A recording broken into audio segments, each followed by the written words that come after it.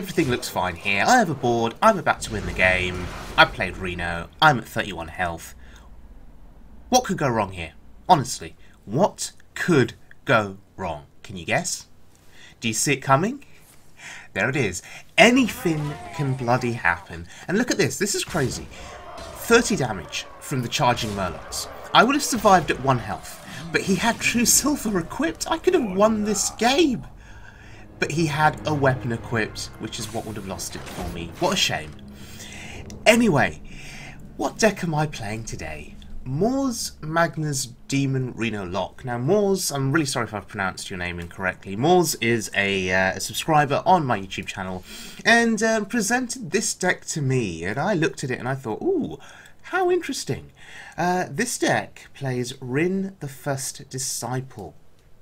And I thought, oh gosh, I've got to play this deck. I love Rin. Rin's such an amazing card.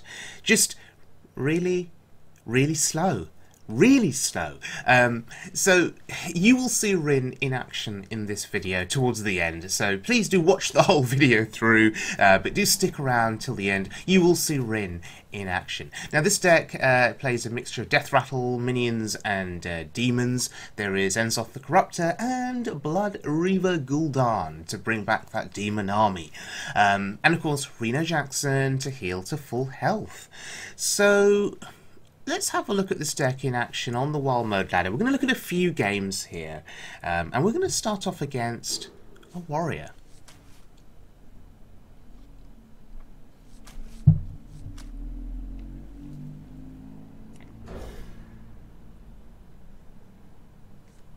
Okay, we're going to assume it's Pirate Warrior, so keeping the Mistress is pretty good. There's an argument to mulligan aggressively for Reno Jackson as well. Yeah, I can see that argument. However, Voidcaller, I think, is pretty valuable to keep. Assuming you're alive on turn 4/turn 5, bringing out a big demon can be very difficult for Pirate Warrior to deal with. Particularly if you bring out something like, I don't know, Mal'Ganis? So there I could have killed the 2/3 and the Immortal Coil and trade. I value tapping there. I feel safe enough to tap at this juncture in the game. So he plays a haha. Okay, puts his face into the minion, that's fine. Okay, so Mistress has sort of, worked out for us. It healed us.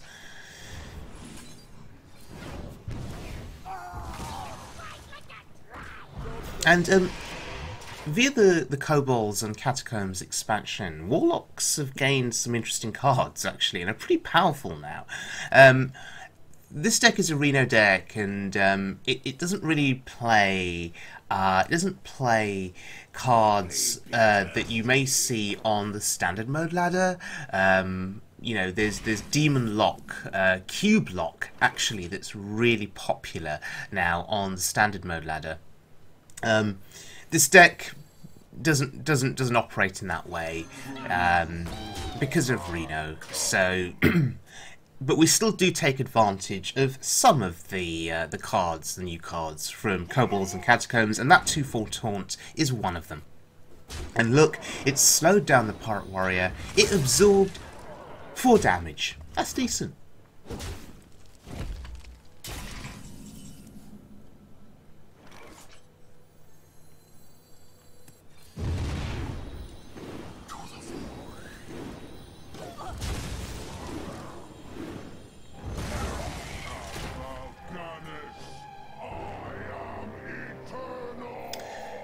I am Mal'Ganis, I am a turtle.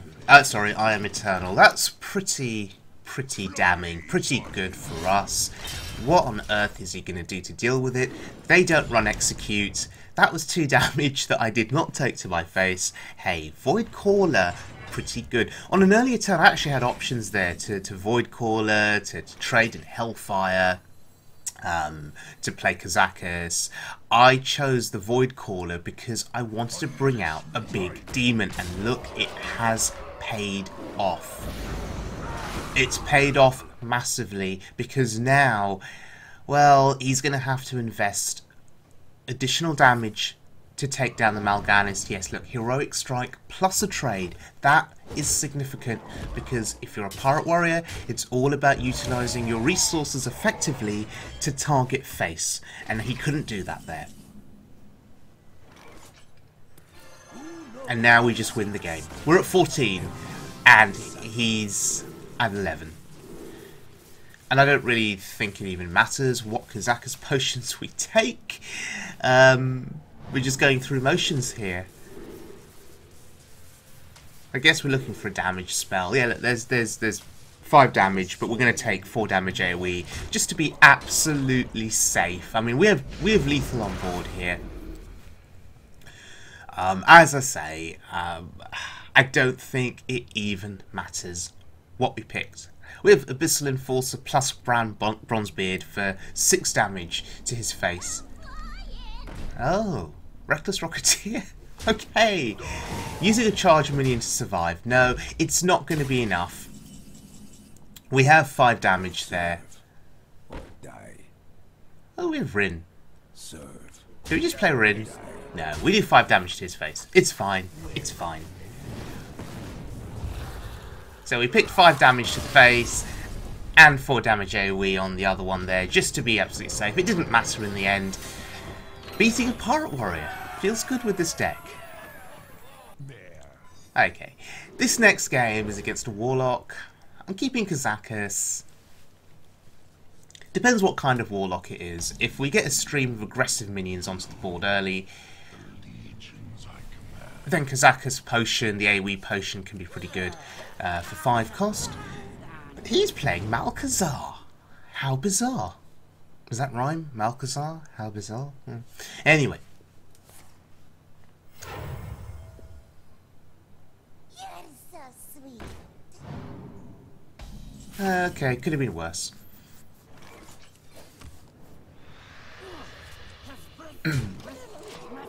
Okay, so now we're making assumption that he will trade with his minion.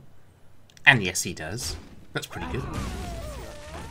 What kind of a deck is he playing? This is bizarre.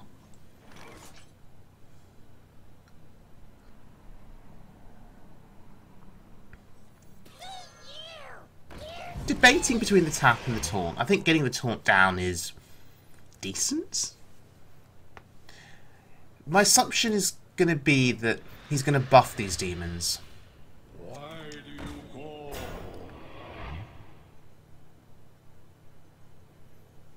And he makes the trade. Interesting. I don't know if I would have traded there. Particularly if I knew I was going to buff a demon within a couple of turns. Well, maybe he's not going to buff them. Maybe he's just playing that 1/4 for the healing for 1. Oh wow, the darkness. Okay, could it be that his deck is slower than mine? He plays the darkness, I play Rin. No, his deck's still going to be faster. Rin is such a slow card to play. But I guess if you're playing the darkness against a Warlock, it's fine, because Warlocks tap, and tap, and tap some more, therefore increasing the likelihood that they draw into the cards that enable the darkness. So, let's see what he's got here. Defile. Oh wow.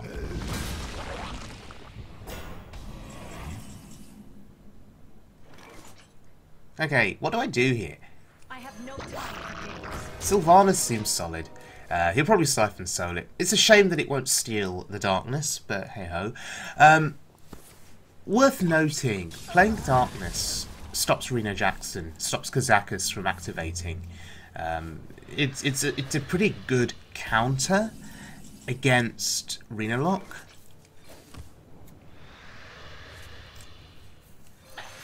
Even though it's still pretty slow, and it will be some time before the darkness actually activates, it still gives him a massive advantage against me, because look, my Kazakus can't be activated. So we need to play this game out with our demons and our Death Rattle minions as best as we can, and rely on Bloodriver Gul'dan and rely on Enzoth the Corruptor to win us this game. But actually, look, we're you know, we're doing pretty well here. We're doing pretty well. It was our turn 8, and we've managed to do a fair bit of damage to him. So we could just win this through minion pressure.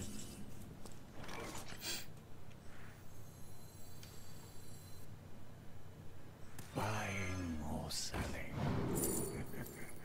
PO seems pretty decent here. We can kill the 4/6. The question is, do we want to?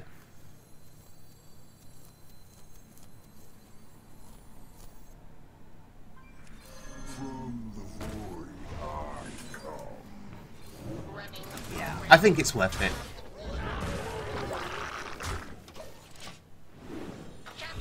So Void Caller is now set up to bring out the Abyssal Enforcer. I was debating whether to play the Void Caller because maybe I just want to play Bran Enforcer for 6 damage to his face. So that was worthy of consideration. Hogger. So Malchezaar actually doing some work for him. Gives him Hogger.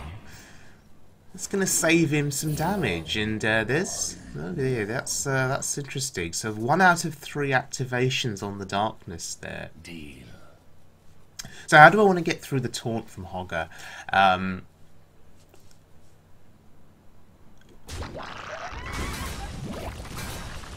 Abyssal Enforcer seems okay. And I don't know if those trades were optimal, but it's worked out for us. And notice I played Bran afterwards, just because it wasn't lethal.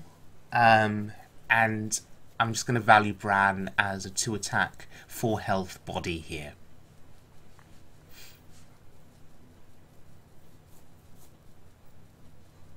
And we keep the Void Caller alive to bring out Mal'Ganis.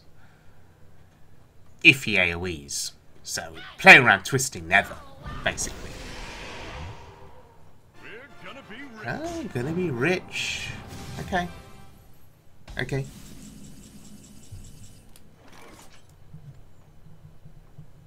So that changes things now.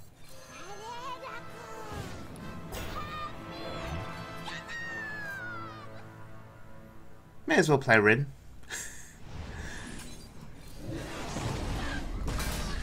And we go back to our board clear strategy now. Give up hopes of immediate lethal and just clear board and maintain board as best as we can. Is this a board that is worthy of a Twisting Nether? I am the Void. Probably not, given the Void Caller. Oh boy.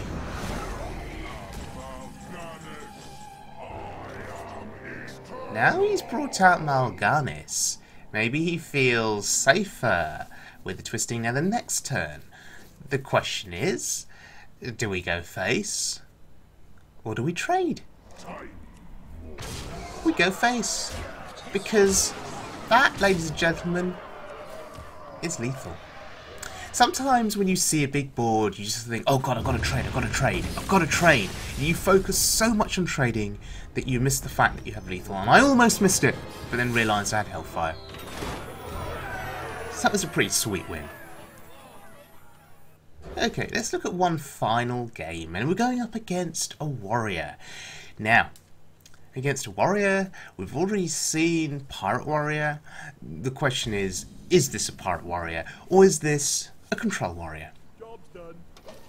Against Pirate Warrior, we're pretty well equipped there. We have Mortal Coil, we have Hellfire, we have Peddler to discover, you know, a Void Walker, for example. Now, on turn 2, do we tap or do we play the Peddler? He didn't play anything on turn 1. But sometimes Pirate Warriors don't play anything on turn 1. They actually store up cheap pirates in their hand with ship's cannon, and then on like turn 3 they just go mental with a coin and play everything and do ridiculous damage.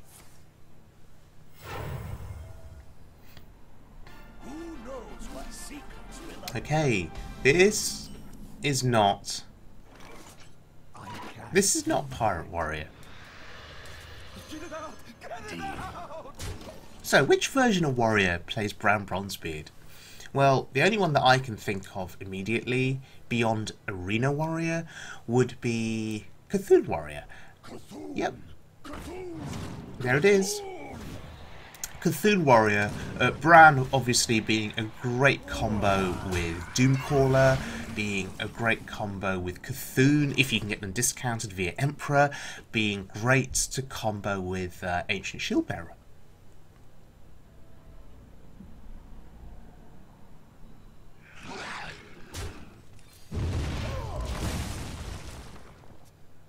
And there's also other interactions with Bran in that deck, so we don't want to keep it alive. I think the Hellfire was perfectly fine.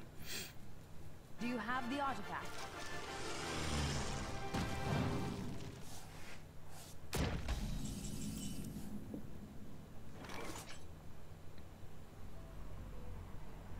Interesting. Elise. So Elise is going to get him some legendary value at some point in the game. Perhaps once his Cthulhu strategy fails, I guess the backup is Elise. Okay, fine. 5 damage and 4 damage AoE, that seems okay. There are going to be some big minions being played probably very shortly. Ancient Shieldbearer maybe.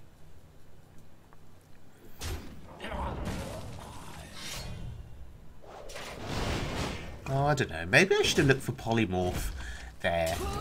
For, like, a lone Cthulhu on the board. I don't know.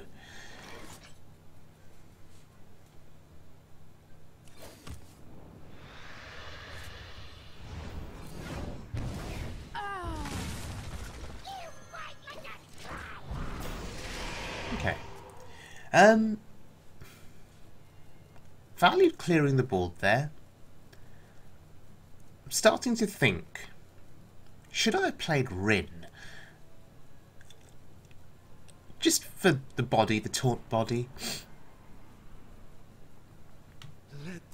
Okay, he's going to draw cards. You see, if this warrior plays Dead Man's Hand, then Rin is basically a massive, massive win condition for us. So the sooner you play her, the better. But we've not seen Dead Man's Hand. So he may not be playing Dead Man's Hand, but if he is, Rin will win us the game. So we may as well get her down now and get her set up, because you never know.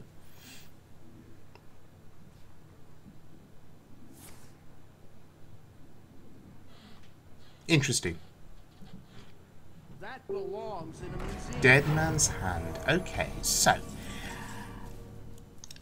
what we need to do then is focus on trying to get Rin killed as soon as possible, and we need to start playing the associated cards that come from Rin, and then, well, burn his deck. I have no time for games. No time for games. Okay. I could have traded Rin, and I could have, you know, I could have AoE'd and killed Rin.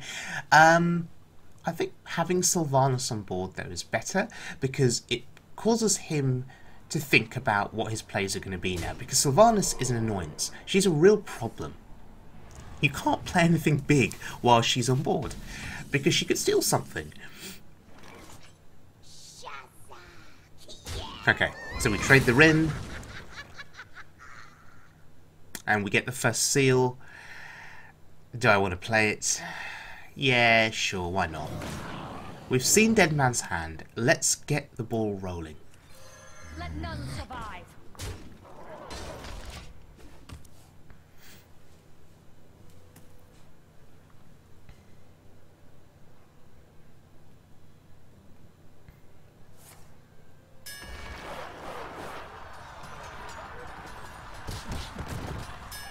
Oh, she survives. That is actually pretty impressive.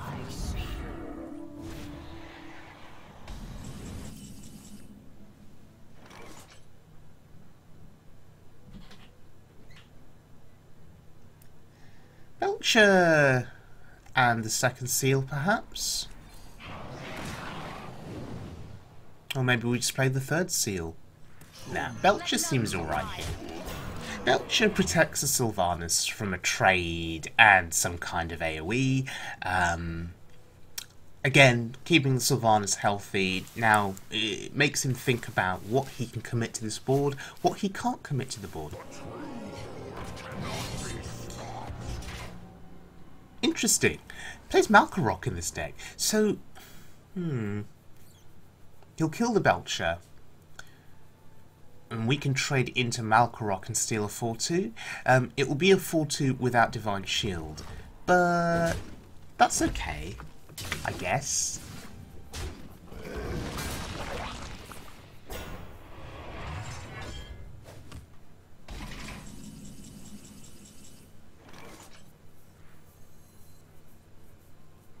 We have so many options here in our hands, so many choices. And surely he must know what's coming, right? With Rin and the seals being played. He must know, surely, what is coming.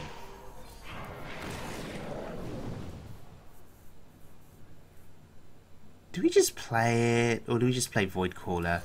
Voidcaller plays around Brawl. But he's played Dead Man's Hand, so the chances are he's got more copies of Brawl. This will at least help get a Doomguard down or a Mal'Ganis down. That's pretty good.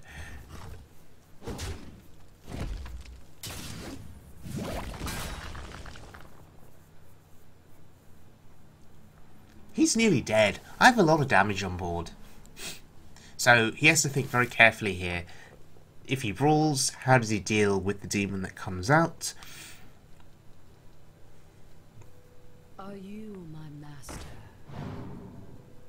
Caress your fear.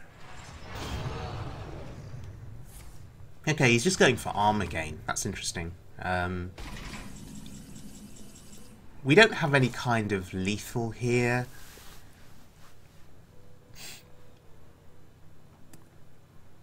So I think we just have to trade as best as we can.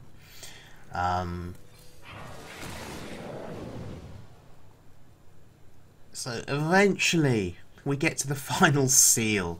I mean, that was quite the journey getting to the final seal. It did take quite some time. So we're really having an illustration here of how slow this deck is. Now, I don't know if I'm making optimal trades here. I really don't.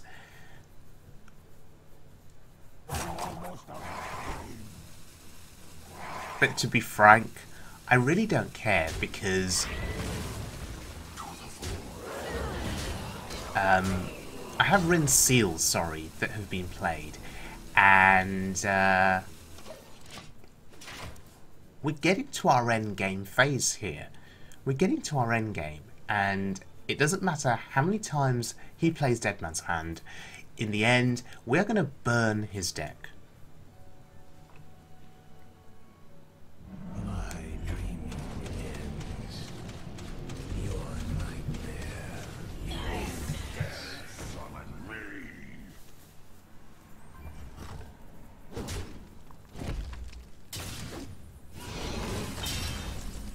me. Okay, so we need 6 damage to kill him. Well,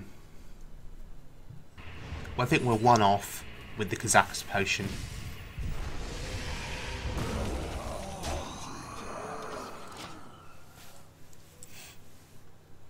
And there's so many ways to deal with Cthulhu there. We had Siphon's Soul. We had Blast Crystal Potion. So many ways to deal with him.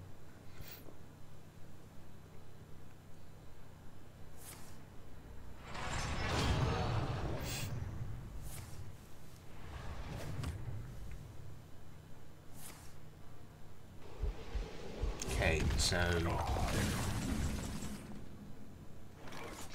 he's at 13 health now.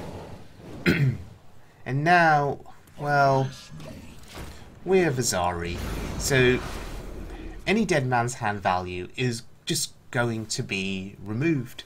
and if he knows the mechanics behind Rin, he'll know that it's going to be game over soon, and basically, if he can draw cards into his hand, he needs to start drawing them now.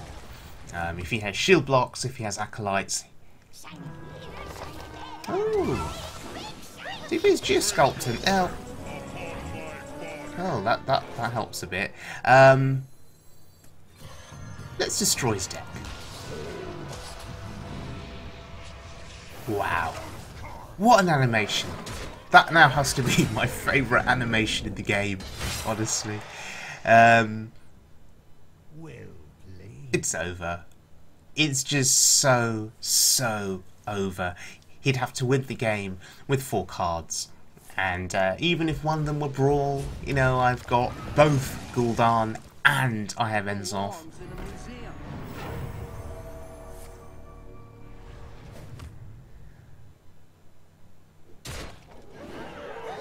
Okay, so he's at 16 health.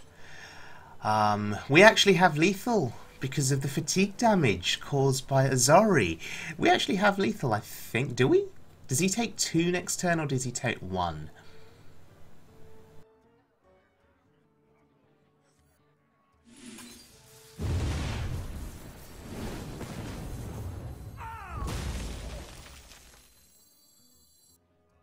But no, we just want to prolong this game because I want to see what those last 2 cards are.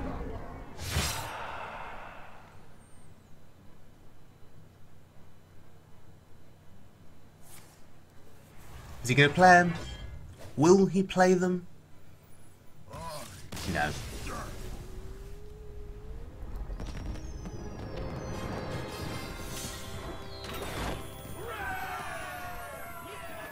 Okay, so we actually got to see Rin work all the way through the seals to get to Azari to destroy your opponent's deck. That was pretty sweet at the end there, so I hope you guys enjoyed that. It's not often that you see Azari actually come out. So anyway, what do I think of the deck?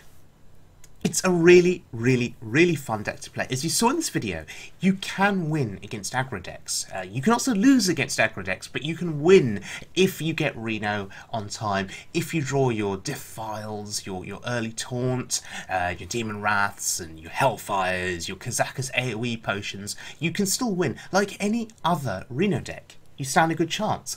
Against control, yes, you know, you may have enough time to play Rin and her seals, but even against control decks, Rin can still be too slow. And you need to find a way of speeding up the process of playing Rin and her seals. And I believe there are decks out there that can achieve that, but in this particular case, it's still incredibly slow. And I think the only time you're really ever going to see value from Rin and Azari is against Dead Man's Hand warriors, or you know, fatigue warriors that play the very long game. Against them, this deck here is a guaranteed win. You just smash them with Azari. Against anybody else, you have to be very lucky, and maybe, you know, you focus on playing Rin on turn 6 and then playing the seals as quickly as possible. Hey, maybe then you have a chance. I hope you enjoyed the video, everyone. I really enjoyed playing these games with this deck. And if you enjoyed it, please subscribe. I would be very grateful. And I'll see you all again very soon for more Wild Mode fun.